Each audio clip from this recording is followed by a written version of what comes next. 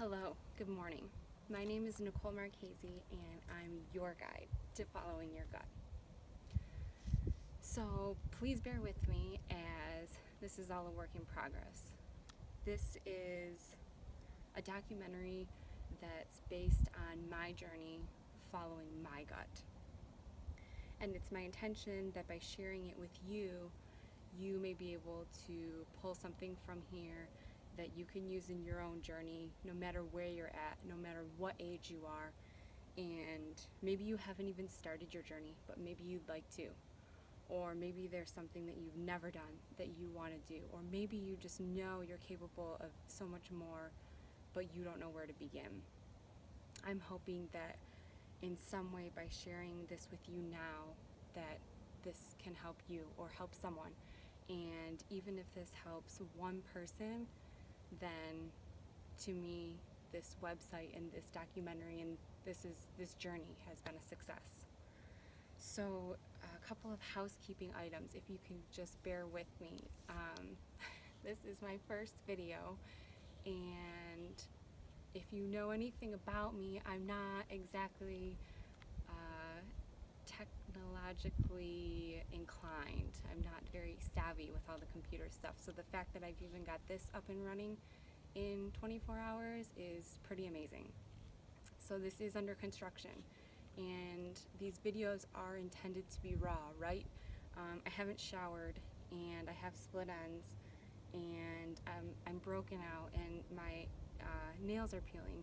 And the old me would have said, I will videotape that later, right? Like once I dye my hair, and once I get a haircut and get my nails done, and once I'm in a place where I'm more physically fit, and then I will do it. But no, it's all about taking today, doing something today, anything, and what can you do to work towards your goal today. I'm sorry, like, this is like really freaking me out. Like, I keep looking over there because I was standing over there for the longest time, and I'm pretty sure there's a huge ass snake under that rock, and I like just had my foot by it the whole entire time. As soon as I'm done with this video, I will take it and I will flip the camera around and show you. Like, this is so crazy. Maybe it's a napkin and I'm hallucinating, but I'm pretty sure that's a snake. But let's just keep going. What was I saying? Under construction, and this is intended to be raw. So like, what you see is what you get, uncut. Like, this is me today. This is where I'm at. And the reason I'm doing this is to show you. I thought about waiting to write my book, waiting to start a website, waiting to start blogging until I had become successful, until I had finished my journey. But why do we do that? Why in society do we feel like the finished product is what's worthy? That's what makes you credible.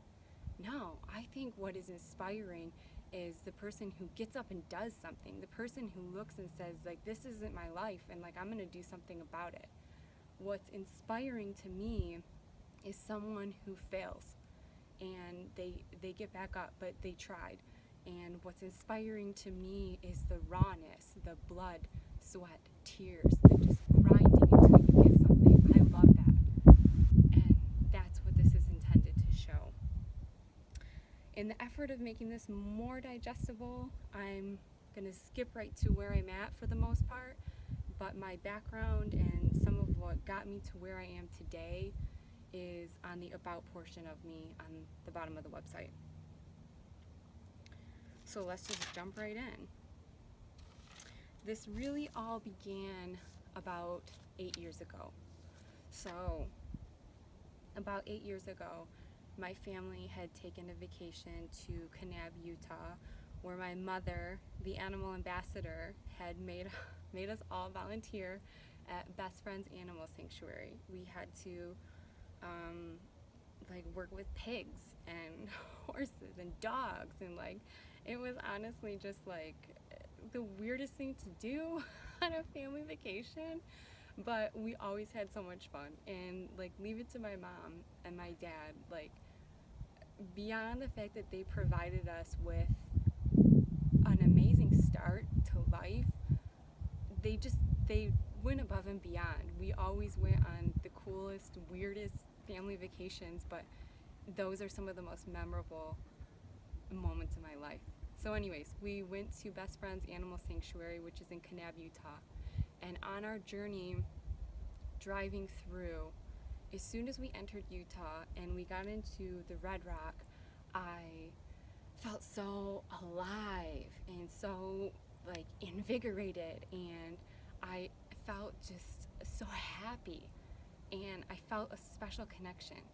And perhaps at the time I didn't realize what that meant, because I asked myself, and maybe you're asking me, like, what happened in 8 years? Like, what took you 8 years? If you loved it so much, why did it take you 8 years to get back?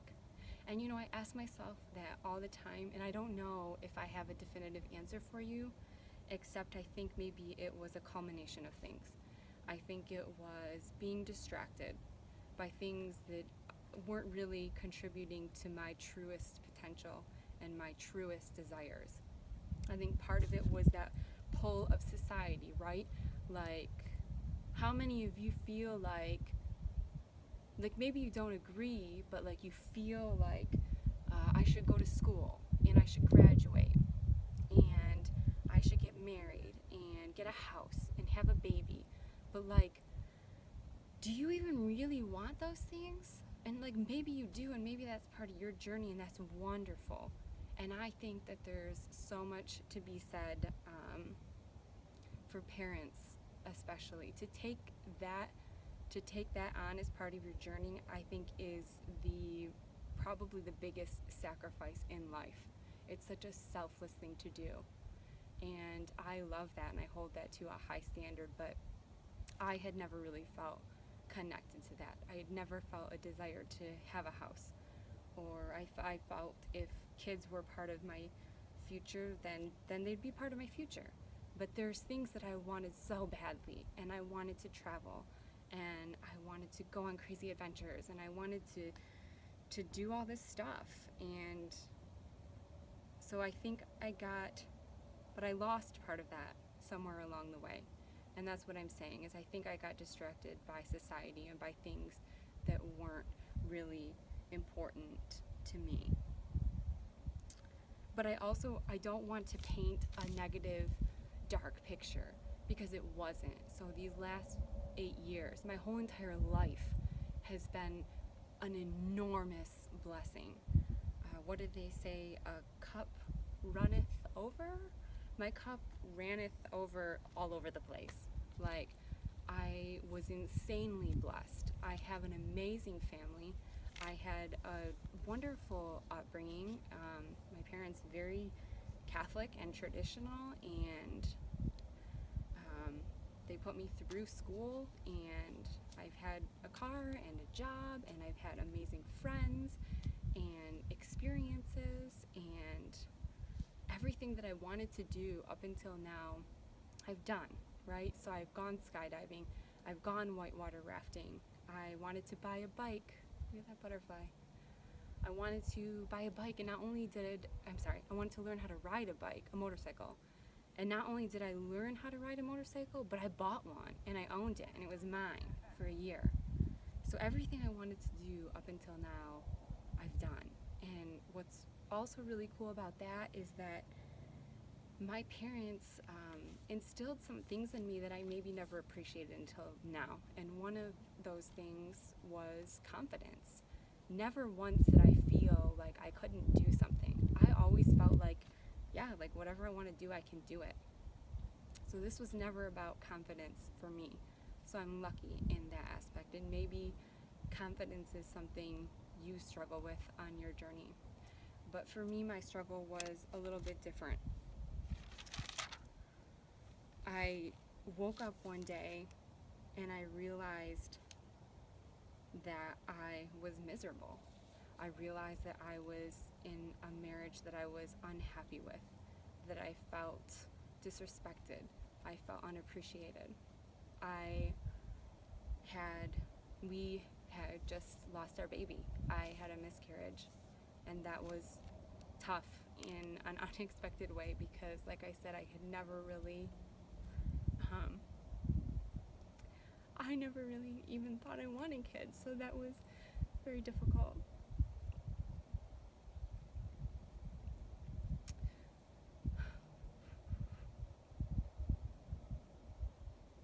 But when I looked in the mirror, I think maybe what hurt more than anything is that I didn't like anything that I saw. I wasn't being a good aunt. I wasn't being a good sister. I wasn't being a good friend, a good daughter, a good wife. I wasn't of value to anyone, including myself, because I believe I stopped listening to my gut and I stopped following my heart and I stopped capitalizing on what was really important to me. And I realized that I had to change something, and I had to change it immediately, or else one day I might look back and my life would be gone, and I would have just missed loads of opportunity. I would have missed my whole life. And I realized, like, it was such a struggle for me to just get up and work out and go to work and do it all over again. And I realized, like, that can't be what life is all about. So I had to change something. So I did. I went back to my spiritual toolbox, which is something I created years ago. And that's so cool. It's probably a spirit animal speaking to me. Topic for another day. I went back to my spiritual toolbox, which, by the way, is uploaded on the bottom of the website. In that toolbox is everything that got me to where I am today and things that I'm actively using now. So if you need some tools for your toolbox, dig in there. There's some cool shit. I went back to my spiritual toolbox and I started getting back on track. I started meditating and I started spending time talking to God and just thinking and dreaming and being passionate again, and my hunger started opening up. And I just basically realized that where I was at is not where I saw myself being. And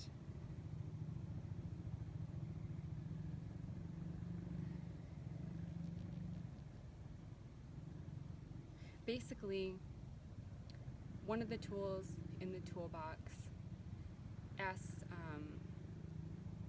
it's by, I think his name is Jared Robbins.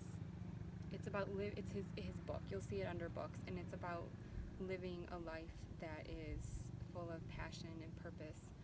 And one of the tasks that he assigns is one of the challenges is to map out your perfect day. And I did that. And I actually had to stop listening to the book for a couple days, because you couldn't move forward with the next exercise until you'd finished that. And I was so stuck on that I realized, like, I didn't even know what a perfect day was for me anymore. So once I got past that hump and I mapped out a perfect day for me, the next question he asked was, what are you doing to contribute to that every day? And I realized I was doing nothing. I was doing nothing to contribute towards my perfect day and what I wanted and what I held so dear to my heart.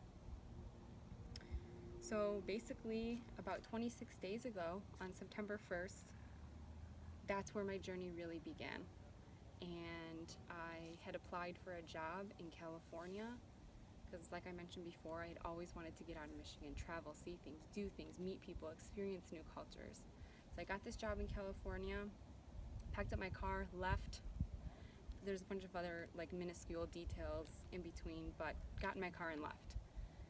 And by myself. And as I'm driving to California through Utah, just this crazy spiritual experience, this, like, connected to the earth, like, literally feeling like my heart was being pulled into the earth, like I'm just, like, melting into the earth.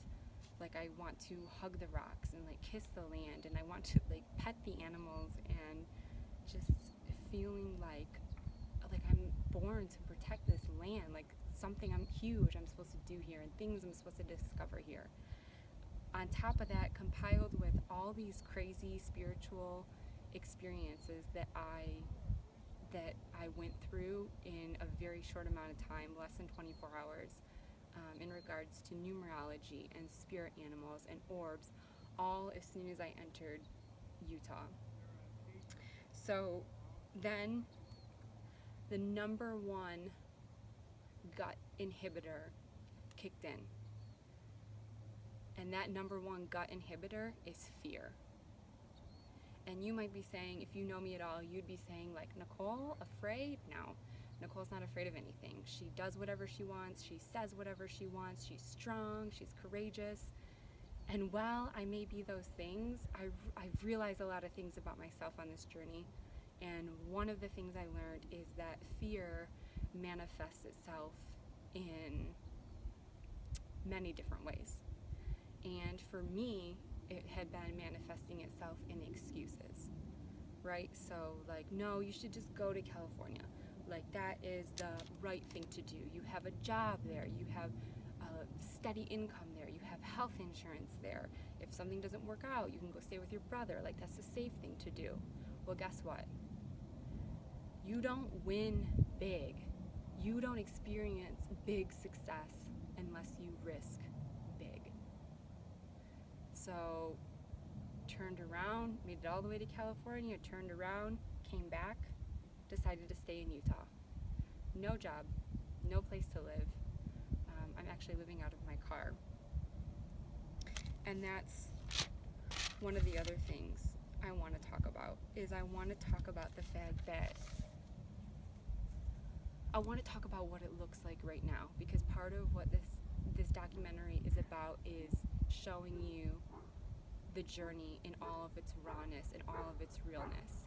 And let me tell you, by some people's standards, I might be crazy. And this is, God, what was the word used? Unstable and flighty and maybe not smart. But this is the best decision I've ever made in my whole entire life. And I cannot believe that I almost missed it. I cannot believe that it's taken me 31 years to get here. But I'm so happy to be here. And I'm broke as fuck, right? I'm late on like all of my bills. And I am living out of my car. But I love it. I'm so happy. I wake up every single day here. Like, I sleep where I want, I stay where I want, and I wake up where I want. And I wake up and I meditate and I hike and I do what I love, and I'm here where I love, and I believe that the success, the material success, will come. For right now, I am living out of my car by choice. I've had an opportunity come up to actually help an older gentleman and stay there free of rent. If anybody knows, my background's in gerontology, so I actually used to do live-in caregiving for a living. I actually had my own business for a while doing that. But I want to live in my car for so many reasons. I like the simplicity of it. I like that I can only take with me what I can fit in my car, and I need room to sleep, and I like that I'm eating as raw as possible. I just get what I need for the day. I get the water, and like today I bought an apple and a banana and a juice and a salad, and I bought the food that I needed for today. So to me, it's just very simple, and it's very wonderful, and it's allowed me to experience all this. And don't get me wrong, I am not ignoring the reality of things that need to be taken care of, such as bills, and getting that taken care of. And the bigger picture is that I have dreams. I've started to map out the dreams and the goals that I'm pursuing, and that's writing a book and opening a retreat center, possibly a moving retreat center. And I want to do the Appalachian Trail. I'm going to do the Appalachian Trail. And there's just so many things that I want to do. And the funny thing is when I came here, there was one thing I wanted to do. I wanted to write a book. And the longer I'm here, the it's just opening up all these talents that either A, I didn't know about, or B, I forgot about. So just by following my gut, it has just opened up all kinds of crazy possibilities, and we'll get into that a little bit more later. This is really just an introduction, probably like the longest, most drawn out introduction, but this is just an introduction. We will get into everything that I've discussed in more depth a little bit later. But really just, it's about tapping in to all of my talents and my dreams and my passions and capitalizing on that, because I believe that every single person is born with their own unique set of talents and dreams and passions. And I believe for this world to really thrive in the most beautiful, powerful, peaceful, passionate way, I believe that we all need to follow our gut. And I believe that everybody's journey looks different. I don't expect our journeys to be the same at all. Maybe you align with some of the things that I say. Maybe you subscribe to some of this. Maybe you don't. But the most important takeaway is I believe that if you follow your gut, you will experience the amount of happiness, just very, very full and overflowing, a kind of happiness. Because like I said, in everything I've done in my life, like, yeah, I've been happy, but not like this. This is different. This is like the truest, fullest form of happiness. I've got really off track here. I'm not following my notes at all, so let me just make sure I've covered everything.